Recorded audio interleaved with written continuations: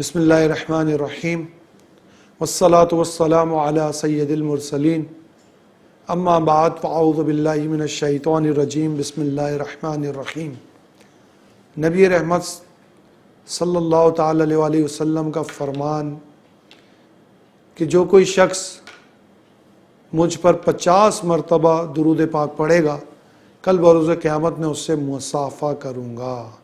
کیا شان ہے اس شخص کی جس سے نبی کریم صلی اللہ تعالیٰ علیہ وسلم مصافحہ کرے، رحمت بھرے ہاتھوں کا اس کے ساتھ مصافحہ ہو۔ اللہ تعالیٰ ہمیں بھی وہ دن نصیب فرمائے۔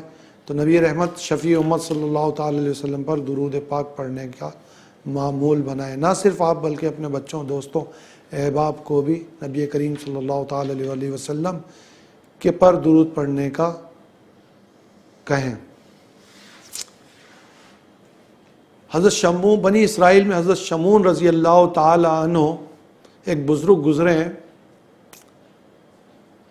جن کی عبادت اس طرح تھی کہ وہ دن کو روزہ رکھتے اور رات کو اور کفار کے ساتھ جہاد بھی کرتے اور رات کو اللہ تعالیٰ کی عبادت کرتے۔ 1000 ماہ انہوں نے اس طرح گزارے کہ دن میں کفار کے ساتھ جہاد کیا اور رات کو اللہ تعالیٰ کی عبادت کی۔ جب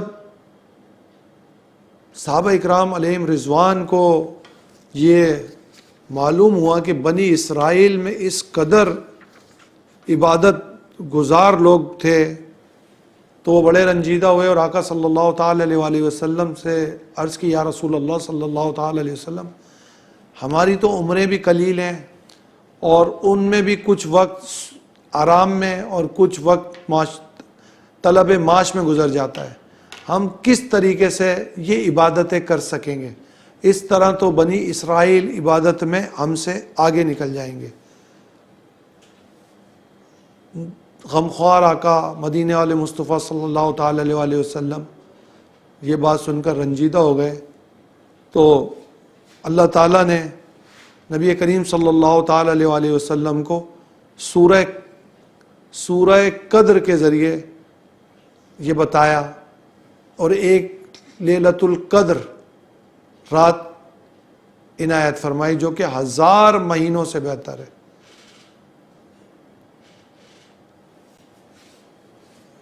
ایک بار جب رمضان المبارک میں نبی کریم صلی اللہ تعالی علیہ وسلم ہمارے پاس تشریف لائے، صحابہ اکرام کا بیان ہے، تو انہوں نے فرمایا کہ تمہارے درمیان ایک رات ایسی ہے جو 1000 مہینوں سے افضل ہے، اور جو شخص اس رات میں محروم رہ گیا گویا تمام بھلائیوں سے محروم رہ گیا، اور وہ شخص حقیقتاً محروم ہے۔ سورہ شب قدر کی مناسبت سے 2 روایات اور بھی آتی ہیں اور فضیلت کے اعتبار سے کہ حضرت سلیمان علیہ السلام کی ملک میں 500 شہر تھے اور حضرت ذوالقرنین رحمۃ اللہ تعالی علیہ کی بھی ملک میں 500 شہر تھے، تو ان دونوں اشخاص کی ملک میں 1000 شہر تھے۔ تو جو اس رات میں اللہ تعالیٰ کی عبادت کرے وہ ان دونوں کی ملک سے بہتر ہے، یعنی 1000 شہروں کی ملک سے بہتر ہے اس رات میں عبادت کرنا۔ تاہم اس رات میں بھی بہت سارے لوگ نہیں بخشے جاتے، جیسے ماں باپ کا نافرمان، شراب کا عادی اور چغل خور، زنا کرنے والا۔ اللہ ہم سے ان باتوں سے محفوظ رکھے۔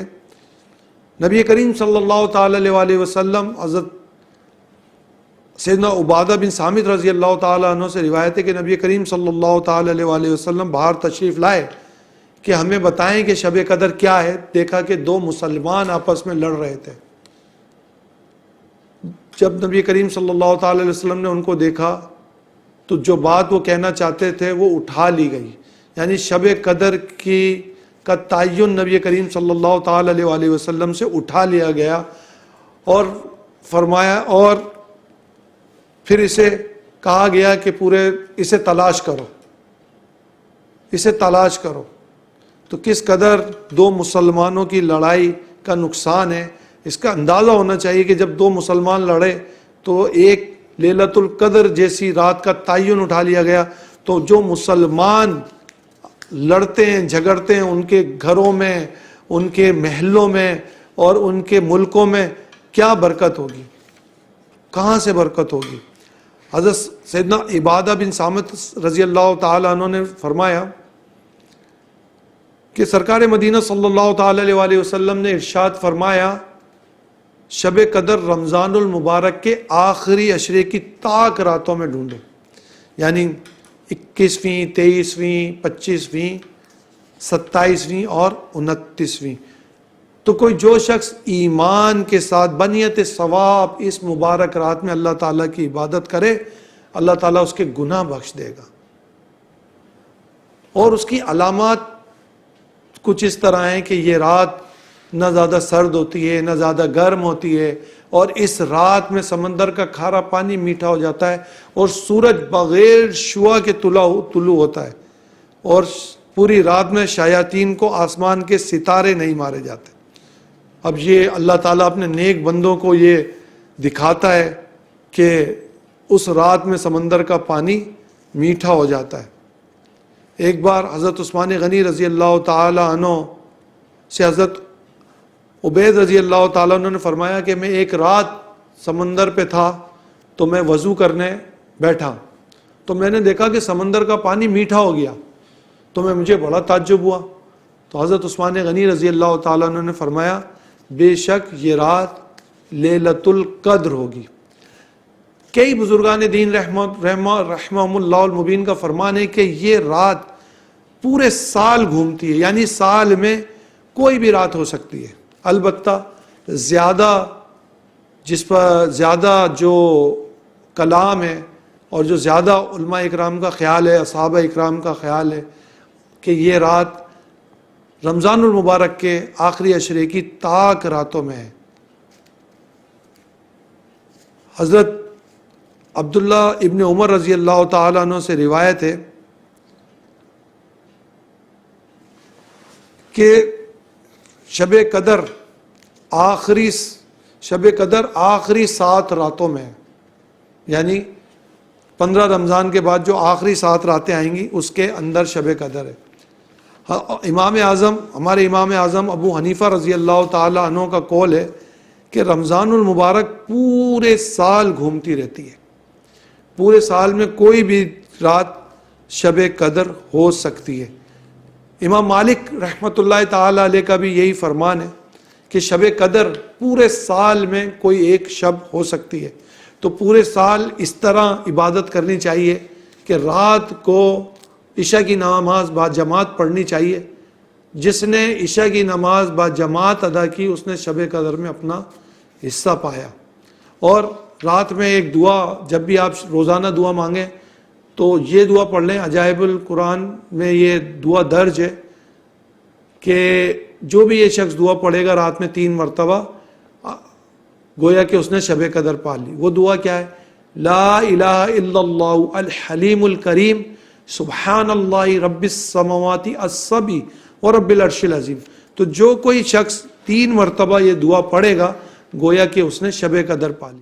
ایک مشہور بزرگ ابو الحسن عراقی رحمۃ اللہ تعالیٰ علیہ فرماتے ہیں کہ میں جب سے بالغ ہوا میں نے ایسا کبھی نہیں ہوا کہ میں نے شب قدر کو نہ پایا۔ وہ اپنا تجربہ عرض کرتے ہیں اور کہتے ہیں کہ اگر پہلا روزہ اتوار یا بدھ کو ہوا تو 29ویں شب، اگر پیر کا پہلا روزہ ہوا تو 21ویں شب، اور اگر پہلا روزہ منگل یا جمعے کا ہوا تو 27ویں شب، اگر پہلا روزہ جمعرات کا ہوا تو 25ویں شب، اور اگر پہلا روزہ ہفتے کا ہوا تو میں نے 23ویں شب کو شب قدر پایا۔ ہمارے غوث اعظم علیہ رحمۃ اللہ اکرم کا فرمان ہے کہ شب قدر 27ویں رات کو ہی ہوتی ہے۔ دیگر مفسرین و محدثین و بزرگان دین رحمہم اللہ المبین کی بھاری اکثریت اس بات پر متفق ہے کہ شب قدر 27ویں شب کو ہی ہوتی ہے۔ مشہور عبدالحق عزیز محدث دہلوی رحمۃ اللہ تعالی علیہ فرماتے ہیں کہ شب قدر رمضان کی 27ویں رات کو ہی ہوتی ہے۔ اپنے بیان کی دلائل میں وہ فرماتے ہیں کہ لیلۃ القدر کا لفظ 9 حروف پر مشتمل ہے، اور یہ کلمہ سورہ قدر میں 3 مرتبہ استعمال کیا گیا ہے، اور 9 کو جب 3 سے ضرب دیا جائے تو حاصل ضرب 27 آتا ہے، اس لیے یہ 27ویں شب ہی لیلۃ القدر ہے۔ ام المومنین طیبہ طاہرہ عائشہ صدیقہ رضی اللہ تعالیٰ عنہ نے اپنے سرتاج صلی اللہ تعالی علیہ وسلم سے استفسار فرمایا، یا رسول اللہ صلی اللہ تعالی علیہ وسلم، میں جب کبھی شب قدر کو پا لوں تو کیا پڑھوں؟ تو آپ نے فرمایا، آپ نے یہ دعا دی، آپ بھی یاد کر لیجئے، جب بھی شب قدر ہو، بلکہ رمضان کی طاق راتوں میں، آخری عشرے کی طاق راتوں میں یہ دعا پڑھیں، اللہم انک عفو تحب العفو فاعف عنی۔ یاد رکھ لیجئے، یہ ویسے بہت مبارک دعا ہے، اللہم انک عفو تحب العفو فاعف عنی۔ مولا علی مشکل کشا کرم اللہ وجہ الکریم فرماتے ہیں کہ جو کوئی شخص شب قدر میں 7 مرتبہ سورہ قدر کی تلاوت کرے، یعنی انا انزلناہ فی لیلۃ القدر، اس کی تلاوت کرے تو اس نے گویا کہ شب قدر میں اپنا حصہ پا لیا۔ شب قدر کی نوافل کی بات کریں تو شب قدر کی نوافل کی تعداد 1000 رکعت ہیں، زیادہ سے زیادہ اور کم سے کم 2 رکعت، لیکن اگر اس کا درمیان دیکھیں تو 200 رکعت۔ تو جو کوئی ان شب قدر میں عبادت کرے اسے چاہیے کہ وہ پہلے سورہ فاتحہ پڑھے ایک بار، اور ایک بار سورہ قدر کی تلاوت کرے، اور پھر 3 بار سورہ اخلاص تلاوت کرے، کم سے کم اس کی 2 رکعتیں ہیں۔ اس کی فضیلت یہ ہے کہ شب قدر کی جلالت، قدرت جو اللہ تعالیٰ کے محبوب نے بیان فرمائی، وہ تمام یہ نمازیں اسے کفایت کریں گی۔ شب قدر کی رات کبھی 29ویں بھی ہو سکتی ہے، کبھی 26ویں بھی ہو، کبھی 27ویں بھی ہو سکتی ہے، کبھی 23ویں بھی ہو سکتی ہے، کبھی 25ویں بھی ہو سکتی ہے، اور کبھی 21ویں بھی ہو سکتی ہے۔ یہ مبارک رات سال بھر میں گھومتی ہے۔ اکثریت علماء اکرام کا خیال ہے، بزرگان دین صحابہ اکرام علیہم رضوان کا خیال ہے کہ یہ رات آخری طاق راتوں میں گھومتی ہے۔ حضرت عبداللہ ابن مسعود رضی اللہ تعالیٰ عنہ کا بھی یہی قول ہے کہ یہ رات پورے سال گھومتی ہے، اور پورے سال ہی سے اس کی تلاش میں رہنا چاہیے۔ کاش ہم پورے سال ہی اللہ تعالیٰ کی عبادت اس طرح کریں کہ یہ آج طاق رات نہ ہو۔ ثواب تو اللہ تعالیٰ نے دینا ہے، وہ ہر رات کا ثواب اگر آپ کو شب قدر کی طرح دینا چاہے تو وہ قادر مطلق ہے، وہ آپ کو ہر رات کا ثواب شب قدر کی طرح دے سکتا ہے۔ ہر رات آپ کا ثواب 1000 مہینوں سے بہتر ہو سکتا ہے۔ ہر رات آپ کی شب قدر ہو سکتی ہے۔ اللہ تعالیٰ سے دعا ہے کہ اللہ تعالیٰ ہمیں ہر رات کو شب قدر کی طرح گزارنے کی توفیق عطا فرمائے۔ جو میں نے آپ سے عرض کیا، عشاء کی نماز اور فجر کی نماز کی پابندی کریں، دعا پڑھیں، لا الہ الا اللہ والحلیم الکریم، سبحان اللہ رب السماوات السبع و رب العرش العظیم۔ رمضان المبارک میں تو یہ جو طاق راتیں آتی ہیں، ناظرین میں آپ کو یہ بتاتا چلوں کہ اللہ عز و جل کو رات کی عبادت پسند ہے۔ تو ہمارے ہاں جن سے ممکن ہو سکے، اگر وہ معتکف نہیں ہے، مسجد میں نہیں ہے، اپنے گھروں میں ہے، تو ان طاق راتوں کو عبادت میں گزاریں۔ یہ آخری عشرے کی جہنم سے آزادی کی طاق راتیں ہیں، جہنم سے پناہ مانگنے کی راتیں ہیں، جہنم سے گردنیں چھڑانے کی راتیں ہیں۔ اس رات کو شب قدر بھی حاصل کرنے کی کوشش کریں، اور جہنم سے آزادی حاصل کرنے کی بھی کوشش کریں، کیونکہ اس رات میں اللہ تعالیٰ بے پناہ لوگوں کو جہنم سے آزاد کرتا ہے، اور یہ رات 1000 مہینوں سے بہتر ہے، 1000 مہینوں سے بہتر ہے۔